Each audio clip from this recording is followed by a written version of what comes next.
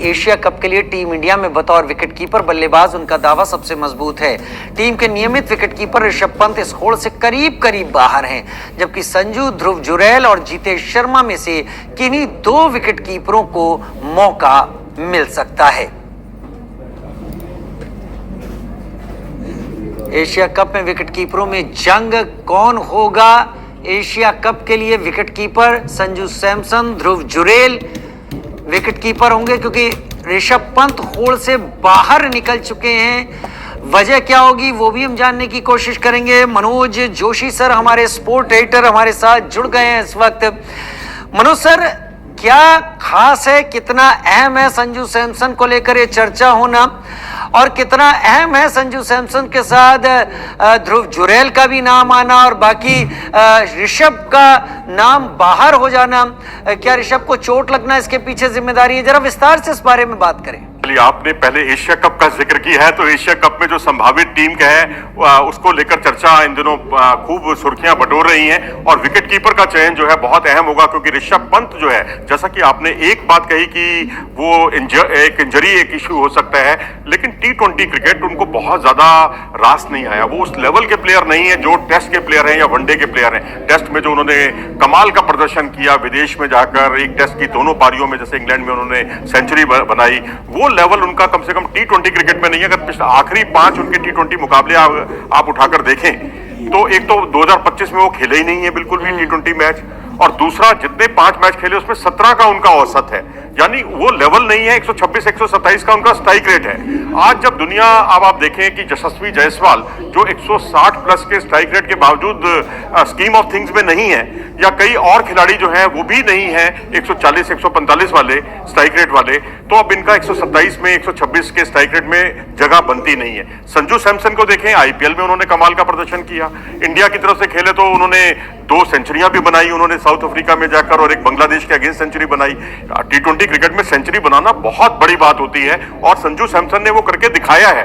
क्योंकि अब अन्य विकल्प अगर आप देखेंगे ना, आपने ध्रुव जुरैल का जिक्र किया, ध्रुव जुरैल को अब टॉप ऑर्डर में तो वो खेलेंगे नहीं, वो खेलेंगे तो नीचे खेलेंगे। अब नीचे खेलने वाले वो स्वाभाविक स्ट्रोक मेकर प्लेयर नहीं है, उनको इसीलिए होड़ में शामिल किया गया है क्योंकि उनका परफॉर्मेंस जो है आईपीएल में बहुत शानदार है। और तीसरे विकल्प है हमारे पास जितेश शर्मा। जितेश शर्मा एक अच्छे, जिसे कहते हैं हार्दिक पांड्या के अलावा T20 क्रिकेट में बहुत अच्छे फिनिशर साबित हो सकते हैं। उनका स्ट्राइक रेट बहुत गजब का है। भारतीय टीम की तरफ से जो 2 अच्छी पारियां उन्होंने खेली T20 क्रिकेट में, आईपीएल में उन्होंने रनों का अंबार लगाया और अच्छे स्ट्राइक रेट के साथ। तो मैं समझता हूं कि ये 3 विकल्प हैं, इन 3 में से कोई 2 चुने जाएंगे, एक संजू सैमसन, दूसरे जितेश शर्मा, और तीसरे ध्रुव जुरैल। ध्रुव जुरैल का दावा थोड़ा मुझे इन 2 के मुकाबले थोड़ा हल्का लग रहा है।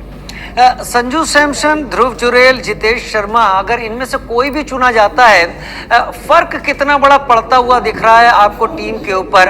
इनके प्रोज एंड कॉन्स क्या हैं? जिनके प्रोज, जिनके साथ हम जा सकते हैं, और कई बार होता है जिसके साथ हम जाते हैं तो कुछ ना कुछ किसी फील्ड में वो कमजोर होता है, तो वहां उसका भी ख्याल रखना पड़ता है। बहुत अच्छा सवाल आपने किया, और ये संजू सैमसन का जब जिक्र होता है तो यही सबसे बड़ा सवाल होता है जो आपने एक दुखती रग पर उंगली रखी है। दुखती रग सबसे बड़ी यही है कि संजू सैमसन में निरंतरता की कमी है। अब आप देखिए, साउथ अफ्रीका के दौरे को हमेशा याद रखा जाता है, 2 सेंचुरी हैं तो साथ में 2 शून्य भी हैं उनकी। इसी तरीके से अगर आप उनका और परफॉर्मेंस देखेंगे, जहां उन्होंने बहुत अच्छा परफॉर्म किया, लेकिन साथ साथ निरंतरता की कमी भी उनमें दिखी है। आप इनसे ओपन करा लें, आप इनको नंबर 3 पर भेज दें। अगर आप अभिषेक शर्मा के साथ जाते हैं ओपनिंग करने के लिए, इनको भेजा जाता है, तो राइट लेफ्ट कॉम्बिनेशन टीम के लिए बहुत बड़ा एसेट साबित हो सकता है। आप इनको नंबर 3 पर भिजवाते हैं, ध्रुव जुरैल, क्षमा कीजिएगा, शुभमन गिल के साथ, अगर जो है दोनों पंजाबी पुत्र, अगर एक साथ आप उनको उतारते हैं, अभिषेक शर्मा और गिल को, तो ये नंबर 3 के काम को बखूबी अंजाम दे सकते हैं। एक इनका नकारात्मक पक्ष ये भी है कि इनकी दरअसल बड़े मूडी टाइप के प्लेयर हैं। इनकी ना तो केरल क्रिकेट एसोसिएशन के साथ बनी, ना इनकी जो भारतीय टीम के जो पूर्व जो हमारे कोच हैं राहुल द्रविड़, उनसे बनी। क्योंकि राहुल द्रविड़ जब राजस्थान रॉयल्स के, क्योंकि वो कोच हैं और वो जब टीम मीटिंग करते थे तो वहां ये कई बार हाजिर भी नहीं होते थे, तो मना कर देते थे साफ तौर पर। तो ये कुछ टेम्परामेंटल चीजें हैं जिस पर उनको अभी काम करने की जरूरत है, लेकिन दावा निश्चित तौर पर उनका मजबूत है। और रही बात एक आईपीएल का पक्ष हमारा कहीं ना कहीं छूट रहा है। अगर आईपीएल में देखें तो ट्रेड विंडो को लेकर जो है, ट्रांसफर विंडो अभी चल रही है और उसमें जहां चेन्नई सुपर किंग्स और राजस्थान रॉयल्स के बीच में एक कड़ी प्रतिस्पर्धा, या ये कहिए कि आपसी म्यूचुअल अंडरस्टैंडिंग के तौर पर संजू सैमसन अगर चेन्नई सुपर किंग्स में जाते हैं तो ये इससे चेन्नई सुपर किंग्स का विकेट कीपिंग का जो पक्ष है वो मजबूत होगा, क्योंकि धोनी जिंदगी भर तो कीपिंग कर नहीं सकते, क्योंकि उनके पास अगर कीपर है तो एक उर्विल पटेल है जो बल्लेबाज बहुत अच्छे हैं, आप कीपर के तौर पर उन्हें अभी स्टैब्लिश होना है। इसी तरीके से वंश बेदी जो कि दिल्ली प्रीमियर लीग में खेल रहे हैं, वो उनके विकेट कीपर है जिन्हें अभी कोई नहीं जानता। तो संजू सैमसन अगर चले जाते हैं तो इससे चेन्नई टीम मजबूत होगी, लेकिन इसके बदले में उन्होंने जो 3 शर्तें रखी है राजस्थान रॉयल्स ने, वो रखी है कि आप हमें या तो शिवम दुबे दे दें, या रविंद्र जडेजा दे दें, या फिर आप तीसरे ऋतुराज गायकवाड़ दे दें। तो शिवम दुबे के लिए तो साफ तौर पर मना कर दिया चेन्नई सुपर किंग्स के प्रबंधन ने। जडेजा की भी उम्र के पड़ाव पर है, उम्र बढ़ रही है उनकी, तो जडेजा अगर वहां जाते हैं तो राजस्थान रॉयल्स के वो पुराने प्रोडक्ट भी हैं, क्योंकि एक समय वो राजस्थान रॉयल्स की तरफ से खेला करते थे। वाकई इसमें यह है कि सभी बेहतरीन प्लेयर हैं, कौन किसको इस हाथ दे उस हाथ ले। बात आईपीएल की भी है और बात उन खिलाड़ियों की जो देश की टीम का हिस्सा बनने वाले हैं। मनोज सर, बहुत धन्यवाद, आप मेरे साथ जुड़े, इस चर्चा में शामिल रहे।